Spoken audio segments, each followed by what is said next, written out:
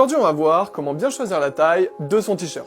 Alors, je vous le dis pas souvent, mais n'hésitez pas à vous abonner parce que je vais essayer de vous décrypter un petit peu les différents chapitres de mon livre, de vous parler en détail des différents vêtements qu'il est important de posséder, etc. Donc voilà, ça me ferait plaisir si on continue à grandir puisque là, on progresse de plus en plus vite et c'est génial. Donc aujourd'hui je voulais parler de ça avec vous parce que c'est un sujet important quand même de bien choisir la taille de son t-shirt. Des fois ça peut gâcher un peu l'expérience si on a fait les mauvais choix.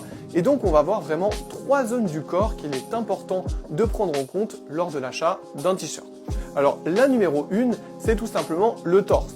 Le torse, il faut que ce soit bien équilibré, notamment au niveau des pectoraux, au niveau du ventre aussi, vous devez porter quelque chose à votre taille qui vous correspond et dans lequel vous êtes à l'aise. Ça, c'est le premier indicateur. Le deuxième, ça va être les épaules.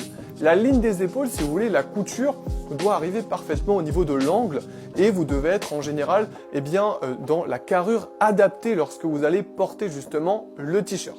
Donc vraiment les épaules, c'est un point très important. Et enfin, troisièmement, c'est tout simplement les bras. Les bras, généralement, les manches doivent arriver ici, au niveau, comme ça, des biceps, et ça ne doit pas descendre trop bas. En tout cas, ça ne doit pas descendre en dessous du coude, à part certains modèles, comme les modèles oversize, adaptés pour ça.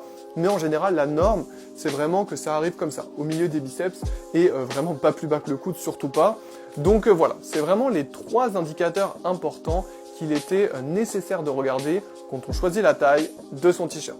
Si tu as aimé cette vidéo, n'hésite pas à aller voir mon livre disponible sur Amazon.